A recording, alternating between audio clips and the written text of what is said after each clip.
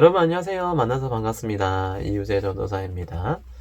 오늘은 고난주간 6일차죠. 6일차고 오늘은 마태복음 16장 9절에서 18절 말씀을 가지고 의심 아웃, 믿음 인이라는 주제를 가지고 오늘 토요일 말씀을 함께 나눠보기를 원합니다. 그럼 전도사님이 먼저 9절부터 18절의 말씀을 제가 먼저 봉독하도록 하겠습니다. 예수께서 안식 후 첫날 이른 아침에 살아나신 후 전에 7 귀신을 쫓아내어 주실 막달라 마리아에게 먼저 보이시니 마리아가 가서 예수와 함께하던 사람들이 슬퍼하며 울고 있는 중에 이 일을 알림에 그들은 예수께서 살아나셨다는 것과 마리아에게 보이셨다는 것을 듣고도 믿지 아니하니라. 그 중에 그들 중 2사람이 걸어서 시골로 갈 때 예수께서 다른 모양으로 그들에게 나타나시니 2사람이 가서 남은 제자들에게 알리었으되 역시 믿지 아니하니라. 그 후에 11제자가 음식을 먹을 때 예수께서 그들에게 나타나사 그들의 믿음 없는 것과 마음이 완악한 것을 꾸짖으시니 이는 자기가 살아난 것을 본 자들의 말을 믿지 아니함이니라. 또 이르시되 너희는 온 천하에 다니며 만민에게 복음을 전파하라. 믿고 세례를 받은 사람은 구원을 얻을 것이요 믿지 않는 사람은 정죄를 받으리라. 믿는 자들에게는 이러한 표적이 따르리니 곧 그들이 내 이름으로 귀신을 쫓아내며 새 반언을 말하며 뱀을 집어올리며 무슨 독을 마실지라도 해를 받지 아니하며 병든 사람에게 손을 넣는즉 나으리라 하시더라. 아멘. 오늘 토요일 말씀은 예수님께서는 자신의 부활을 믿지 못하는 제자들에게 나타나셔서 오늘 그들을 꾸짖으시는 내용을 담고 있습니다.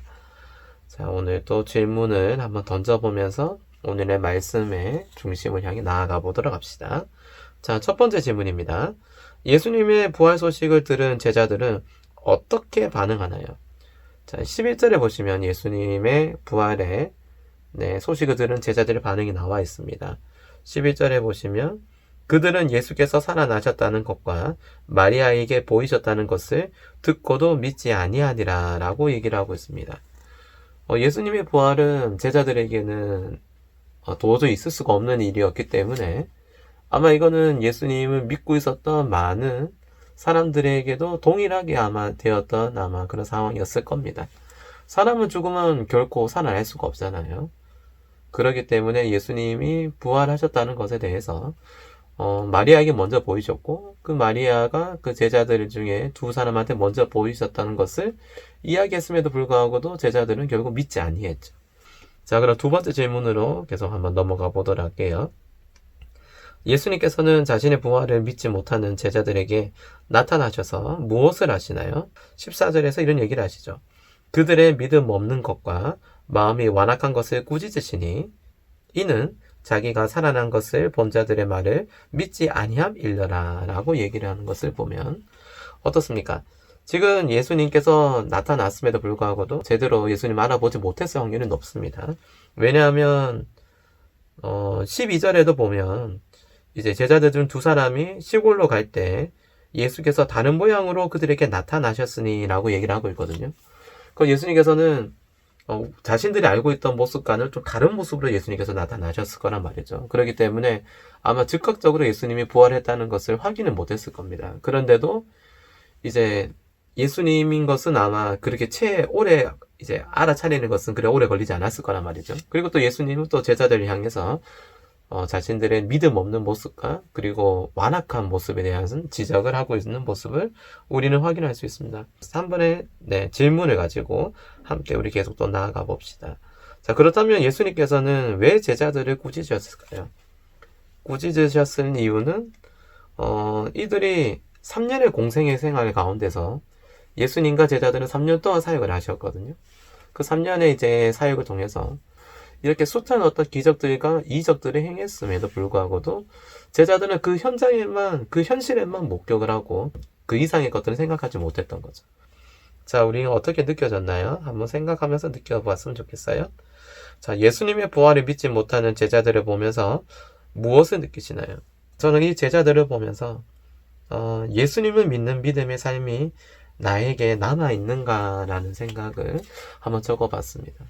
예수님을 믿는 나의 모습, 예수님 믿는 나의 믿음의 삶이 지금도 내 인생 가운데서 계속 남아있는지, 오늘 우리는 좀 확인하고 돌아보면서 우리는 오늘 이 시간을 좀 나아가야 될 것 같다는 생각이 들었습니다. 우리는 예수님의 부활의 증인이에요. 예수님은 분명 살아나셨고요. 예수님 십자가의 고난 통해서 이제 7일째 되는 날에 이제 예수님 부활하시거든요. 이제 내일이면 부활하는, 그래서 우리는 부활절을 드리는 거예요. 이 부활을 우리가 앞두고 있는 상황에서 우리가 그 부활의 증인으로서 우리가 예수님을 이제 믿는 믿음 안에서 우리가 어떻게 인생을 계속 살아가고 있는지를 여러분들이 잘 돌아보셨으면 좋겠습니다. 코로나19가 계속되고 있고 우리의 삶이 그렇게 믿음이 있는 삶처럼 살아가기에는 여러모로 혼란하고 혼탁한 사회 현상과 현상 가운데서 우리는 그것에 직면해 있기 때문에 우리의 믿음이 온전하게 계속 가게 된다는 것은 참 말처럼 쉬운 일은 아닙니다. 제자들이 꾸짖음을 받았음에도 불구하고도 우리가 그 꾸짖음에 공감하는 것은 제자들의 모습이나 우리의 모습이나 별반 다르지 않다는 것이죠. 우리의 믿음도 연약하고 제자들도 연약했습니다. 그러나 중요한 것이 있어요. 정말 중요한 게 뭐냐면 예수님의 부활을 목격한 이후부터는 이제 제자들은 이전과는 다른 삶을 살게 된다는 것을 여러분 좀 생각하셨으면 좋겠습니다. 예수님 믿기 전까지는 나의 믿음이 온전하지 못했고 내가 꿈이 없이 살았고 내가 소망 없이 살았다면 이제 예수님이 나를 통해서 이 땅에 오셨고 또 나를 위해서 이 땅을 위해 또 이 나라를 위해 무엇보다도 나의 죄를 위해 부활하셨고 그 부활의 소망을 가지고 이제 이 땅 가운데서 우리가 믿음의 증인으로서 살아가기를 예수님은 원하시고 계신다는 것을 여러분 기억하시면서 여러분들이 가정에서 또 여러분들 만나는 친지들과 또 가족들 그리고 친구들 사이에서 부활의 증인으로서 예수님의 부활의 그 복된 소식을 여러분들의 이제 모든 분들에게 전하며 그 복된 인생을 날마다 누리며 살아갈 수 있는 저와 사랑하는 청소년 주일학교 지체들이 다 되기를 주님의 이름으로 축복하고 소망합니다. 전도사님이 기도하고 이 시간 마치도록 하겠습니다. 기도할게요. 사랑이 많으신 하나님 아버지 주님 감사합니다. 주님 나타나셨습니다. 주님 오셨습니다. 주님 부활하셨습니다. 주님 우리에게 아낌없이 생명을 허락하시고 주님 부활의 증인으로 우리가 살아가기를 주님 오늘 우리가 말씀을 통해서 바라보았습니다. 주님 우리는 부활의 증인으로 살아가기를 원합니다. 믿음이 없었던 이전과의 삶보다 더 아버지를 사랑하고 하나님이 나의 주인이심을 인정하고 이 땅에 살아갈 동안에 주님 주인 대신 우리 주님의 믿음과 그 믿음의 말들을 우리가 잘 이행하고 준수하며 그것이 나의 삶 가운데서 승화시켜 하나님 나 안에 완고한 고집들이 꺾여지게 하시고 오로지 내 인생의 주인은 예수 그리스도밖에 없다는 것을 나의 삶 가운데서 오늘 이 시간 이후에도 온전히 증언되고 증인되며 살아갈 수 있는 복된 믿음의 삶들 살아갈 수 있도록 주님 도와주시옵소서. 코로나19로 인해 학교가 문을 닫았습니다. 물론 온라인 개학을 통해서 주님 개학은 시작했습니다만 여러모로 쉽게 공부할 수 있는 여건은 되지 않고 있는 것이 우리의 현실입니다. 주님 이 현실 가운데서 우리가 믿고 의지할 분은 예수님밖에 없습니다. 우리가 공부하는 순간에도 우리가 이 공부를 중심으로 또 예수님과 함께 우리의 미래와 꿈을 준비하는 가운데서도 하나님의 인도하심이 필요합니다. 주님의 도우심이 필요합니다.